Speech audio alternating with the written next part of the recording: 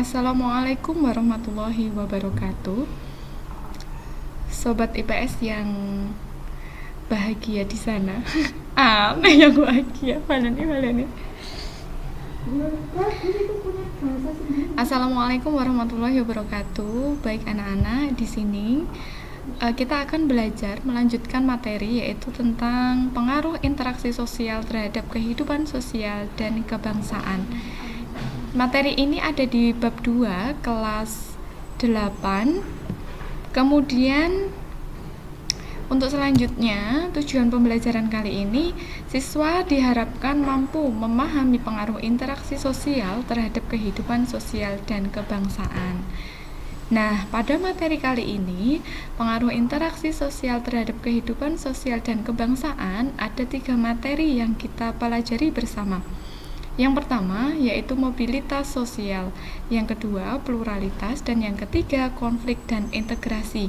Nah, kali ini kita akan fokus pada materi mobilitas sosial. Kalau di minggu kemarin kita sudah membahas mengenai pengertian dan bentuk mobilitas sosial, kali ini di sini saya punya pertanyaan 2, yaitu mengapa terjadi mobilitas sosial? Yang kedua, apakah mobilitas selalu terjadi di masyarakat? Nah, dari 2 pertanyaan itu, hari ini kita akan membahas mengenai faktor pendorong dan penghambat mobilitas sosial. Nah, langsung saja ya. Untuk faktor pendorongnya, yang pertama itu ada faktor struktural. Nah, di atas sudah ada gambar Presiden dan Wakil Presiden Republik Indonesia dari awal Indonesia merdeka sampai di kepresidenan Bapak Joko Widodo. Nah, di sini bisa dianalisis bersama bahwasanya yang menjadi presiden di atas itu bisa berhasil mencapai status sosial yang tinggi karena berkat sistem demokrasi yang berlaku dalam politik di Indonesia.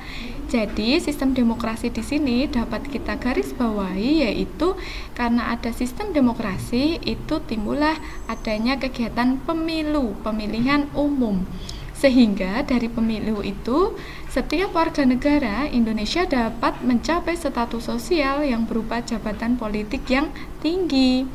Nah, di kanan gambar itu ada kasta Brahmana, kasta Ksatria, maupun sampai di kasta Paria. Nah, di situ kita garis bawahi kalau Indonesia itu menganut sistem demokrasi, bukan menganut sistem kerajaan. Sehingga kalau antum itu mau belajar, belajar untuk mencapai cita-cita, jadi itu bisa mengubah mobilitas sosial yang ada di diri kalian, karena mobilitas sosial masyarakat Indonesia bukan berdasarkan keturunan, melainkan prestasi.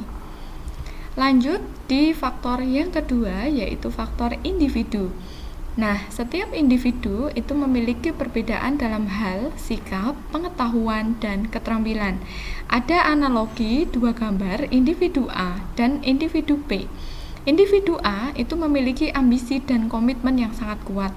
Individu B itu kurang memiliki ambisi dan komitmen, sehingga dari kedua sifat itu nanti akan mempengaruhi seseorang dalam mendapatkan peluang untuk bisa mengalami mobilitas sosial ke atas. Untuk selanjutnya yaitu faktor sosial. Nah, faktor sosial ini ketidakpuasan akan status sosial yang mendorong manusia untuk terus berjuang segigih-gigihnya. Contohnya, apabila si anak tidak puas dengan kedudukan yang diwariskan oleh orang tua, ia dapat mencari kedudukannya sendiri di lapisan sosial yang lebih tinggi. Untuk selanjutnya, di sini ada contoh dari faktor yang tadi, yaitu kisah inspirasi Raini, anak tukang becak yang sukses meraih beasiswa LPDP. Nah, di sini Raini ini seseorang yang bisa meraih gelar S2 di universitas di luar negeri. Berkat beasiswa dan kegigihannya dalam mendapatkan itu, seorang Raini ini bisa menaikkan mobilitas orang tuanya, yang orang tuanya itu bekerja menjadi penjaga malam di sekolah dan menggayuh becak. Nah, di sini karena anaknya kurang untuk dalam hal mobilitas sosial orang tuanya, maka dari itu si anak ini ingin kedudukannya ini lebih baik daripada orang tuanya, sehingga akan terjadi mobilitas sosial ke atas. Nah, untuk selanjutnya yaitu faktor ekonomi. Keadaan ekonomi yang baik itu memudahkan si individu dan kelompok melakukan mobilitas sosial. Nah, contoh di atas adalah seorang artis Maudy Ayunda, karena berasal dari keluarga yang memang mampu, dikategorikan mampu, sehingga di situ Maudy Ayunda ini akan dimudahkan karena kondisi ekonomi orang tuanya untuk dia bisa bersekolah ke luar negeri.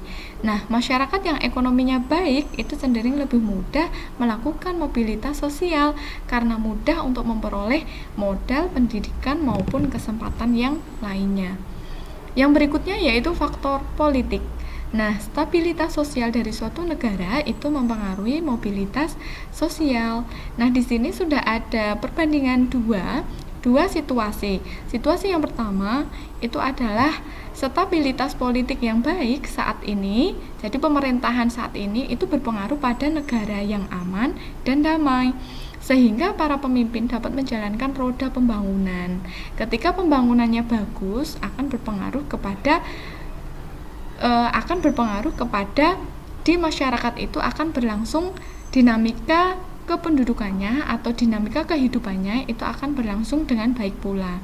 Kemudian yang kanan, stabilitas politik dalam negeri itu tidak menentu pada saat masa penjajahan, karena Belanda itu masih berusaha untuk menjajah pemerintahan Indonesia ataupun Nusantara itu sendiri, sehingga pada saat itu berpengaruh kepada kehidupan sosial di masyarakat. Untuk berikutnya, faktor kemudahan dalam akses pendidikan. Nah, jika pendidikan berkualitas, maka untuk melakukan pergerakan atau mobilitas sosial itu akan lebih mudah dibanding tak menjalani pendidikan yang bagus, karena akan berpengaruh kepada kurangnya penguasaan ilmu pengetahuan. Nah, contoh di atas yaitu pendidikan yang bagus saat ini lebih mudah diakses karena pemerintah itu bisa memberikan fasilitas pendidikan gratis sampai di pendidikan dasar, sehingga semua anak itu berhak mengenyam pendidikan dengan baik. Kemudian contoh yang satunya, pada masa zaman penjajahan, pendidikan itu sulit didapat untuk anak-anak Indonesia. Ya, akibatnya apa? Masyarakat terkungkung dalam kebodohan, seperti itu. Kemudian faktor penghambat mobilitas sosial ada dua, yaitu kemiskinan dan diskriminasi. Kemiskinan, nah kemiskinan ini nanti akan berpengaruh kepada pendidikan yang rendah. Kemudian ketika pendidikannya rendah akan berpengaruh kepada kualitas sumber daya manusia, sehingga ketika kualitas ini baik, maka kemudahan dalam mendapatkan pekerjaan. Ketika mendapatkan pekerjaan, maka mobilitas sosialnya juga akan bisa naik, seperti itu. Kemudian yang kedua yaitu diskriminasi. Diskriminasi pada zaman penjajahan akan berpengaruh kepada perbedaan sikap karena suku dan ras maupun agama.